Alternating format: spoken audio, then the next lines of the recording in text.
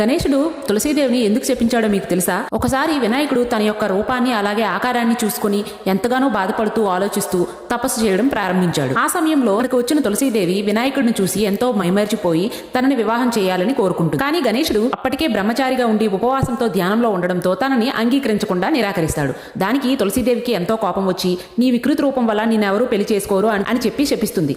దానికి గాను గణేశుడికి ఎంతో కోపం వచ్చి నిన్ను కూడా పూజల్లో ఉపయోగించురా అని చెప్పి తులసీదేవికి శాపానిస్తాడు. ఈ కారణం వల్లనే గణేశుడి పూజల్లోన మనము తులసీ దళాలను ఉపయోగించము. ఈ కారణంగా వినాయకుడిని ఎవరు పెళ్లి చేసుకోవడానికి ముందుకు రాకపోవడంతో వినాయకుడికి చాలా కోపం వచ్చి దేవతల యొక్క పనులన్నిటికీ విఘ్నాలు చేయడం మొదలుపెట్టాడు. దేవతలందరూ ఎంతో భయపడి బ్రహ్మదేవుని దగ్గరికి వెళ్లి దీనికి ఉపాయం అడుగుతారు. బ్రహ్మదేవునికి సిద్ధి బుద్ధి అనే ఇద్దరు కుమార్తెలు ఉండడంతో వాళ్ళిద్దరిని వినాయకుడికి ఇచ్చి వివాహం చేస్తారు. సిద్ధి అంటే శ్రేయస్సు అని, బుద్ధి అంటే జ్ఞానం. వినాయకుడు వీళ్ళిద్దరిని వివాహం చేసుకుంటాడు. వినాయకుడిని పూజించేటప్పుడు పనుల్లోని విఘ్నాలన్నీ తొలగిపోవడంతో పాటు సిద్ధి బుద్ధి ఈ రెండు కూడా మనకి సిద్ధిస్తాయని చెప్పి పురాణాలు చెప్తూ ఉన్నాయి. అందరూ ఒకసారి కమెంట్స్ లో జై గణేశ